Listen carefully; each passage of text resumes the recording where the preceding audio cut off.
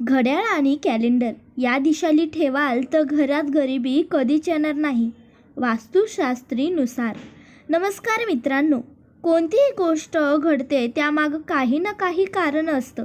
मग ते कारण वैज्ञानिक असो किंवा सामाजिक असो, एखादी धार्मिक कृती, परंपरा असो किंवा एखादी तथाकथा असो, परंतु त्यामागं एक कारण असतं, एक शास्त्र असतं. मित्रांनो, प्रत्येक गोष्टीमागं एक शास्त्र आहे आणि आपण जर त्याचा अभ्यास केला आणि त्याप्रमाणे आपण जर कृती केली तर त्यायोगे आपल्याला त्याचा नक्कीच फायदा होऊ शकतो. आपल्या घरात घड्याळ असते, त्या घड्याळ मागेही एक शास्त्र असतं, त्याला म्हणतात वास्तुशास्त्र. या वास्तुशास्त्रात घड्याळीविषयी माहिती दिली आहे. घड्याळ नेमकं कसं असावं, कुठं असावं, त्याचे फायदे आणि तोटे काय आहेत हे सर्वांना सांगायचे आहे. तर आता आपण जाणून घेऊया घड्याळीची माहिती. आपण घरात जे घड्याळ असतं ते एक प्रकारची ऊर्जा घराला निर्माण करत असते. ती ऊर्जा नियोगित आहे, निगेटिव्ह आहे की पॉझिटिव्ह याचं संपूर्ण घरावर परिणाम होत असतो. व घड्याळ पॉझिटिव्ह ऊर्जा कधी निर्माण करते ते आता आपण जाणून घेऊया. घरातील घड्याळीचा आकार, त्याचा आवाज आणि दिशा या सगळ्याचा परिणाम घड्याळीच्या ऊर्जेवर होत असतो. घड्याळ कधीही दक्षिण दिशेला नसावी.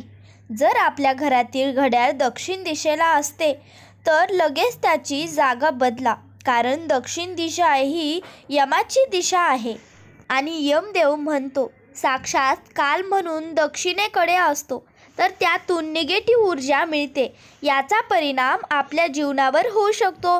घरात नेहमी आजार राहतात, सतत भांडणी होत असतात, दवाखाना या सर्व गोष्टी एकदम घड्याळी हिमळच होत असतात आणि याचा परिणाम आपल्या जीवनावर होतो. त्यामुळं दक्षिणेकडे घड्याळ कधीही लावू नका.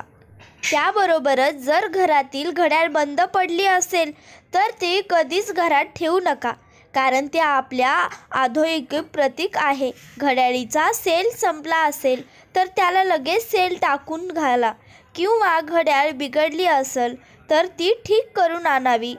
बंद घड्याळ असण्याने आपण हातात पैसा येत नाही आणि आला तरी कोणत्या ना कोणत्या मार्गाने लगेच पैसा निघून जातो आणि हातात काही शिल्लक राहत नाही. बंद घड्याळमधून निगेटिव्ह एनर्जी निघून व त्यामुळं आपली अधोरेखित होते. म्हणून बंद घड्याळ घरात ठेवू नये.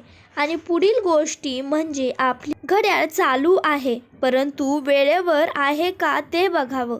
घड्याळ नेहमी वेळेवर असायला हवी किंवा थोडासा वेळ 5 मिनिटं पुढं असावी.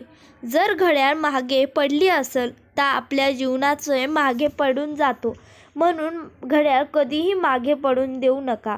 आपल्या यशस्वी होऊ शकणार नाही. म्हणून घड्याळ वेळेवर थोडेसं पुढं असावं परंतु वेळेच्या मागं कधीही असू नये, त्यामुळं आपली प्रगती होत नाही. आपल्याला आता असा प्रश्न पडत असेल की जर घड्याळ दक्षिण दिशेला लावायची नसेल तर ती कोणत्या दिशेला लावायची? दक्षिण दिशा ही यमाची दिशा आहे. त्याबरोबर ती घरातील प्रदूषणाची दिशा असते. म्हणून या दिशेला आपण घरातील वरिष्ठ व्यक्ती, मृत झाल्या असतील आजी आजोबा, आई बाबा यांचे फोटो लावू शकता. मात्र इतर कोणतेही फोटो दक्षिण दिशेला नसावे. मग आता घड्याळ कोणत्या दिशेला असायला म्हणजेच घरात पॉझिटिव्ह एनर्जी असेल तर घड्याळ आपण उत्तर, पूर्व, दक्षिण यापैकी कोणत्याही दिशेला लावू शकतो.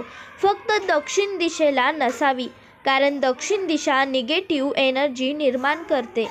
तसेच कॅलेंडरविषयी, कॅलेंडरसुद्धा आपण दक्षिण दिशेला लावू नये. आपण उत्तर, पूर्व किंवा पश्चिम यापैकी कोणत्या तरी दिशेला कॅलेंडर लावू शकतो. आता बघूया घड्याळीच्या आकाराचा विषयी. घड्याळाचा आकार शक्यतो गोल वर्तमान असायला हवा किंवा चौकोनी घड्याळ असायला हवी घरामध्ये. इतर आकाराची घड्याळ वापरू नये, कारण त्या आकाराचीही आपल्या जीवनावर परिणाम होतो आणि आपली अंधोरीकडे ओढली जाते. जितके साधे घड्याळ असेल तितकेच ते जीवनाचे संस्कार आणि पॉझिटिव्ह निर्माण होते. त्रिकोणी, पंचकोनी आकाराचं प्लॉजिशन निर्माण होते. कॉम्प्लिशन निर्माण होते आणि जितकं कॉम्प्लिशन जास्त तितकं जास्त ऊर्जा त्यातून निर्माण होते. म्हणून घड्याळीचा आकार साधा, गोल किंवा चौकोनी असावा, त्रिकोणी कधीही नसावा.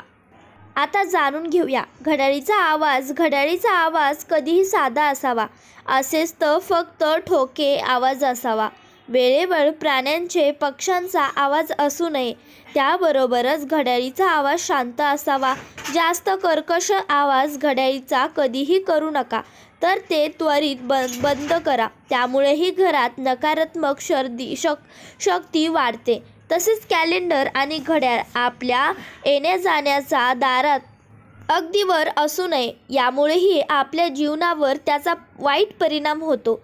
असे म्हणतात की आपण येण्या-जाण्याच्या दाराच्या वरती घड्याळ आणि कॅलेंडर असेल तर त्या आपल्या राहिलेलं जीवन मोजतात. यामुळे आपलं आयुष्य कमी होतं. म्हणून कधीही चुकूनही अगदी दाराच्या वर घड्याळ आणि कॅलेंडर कधीही लावू नये.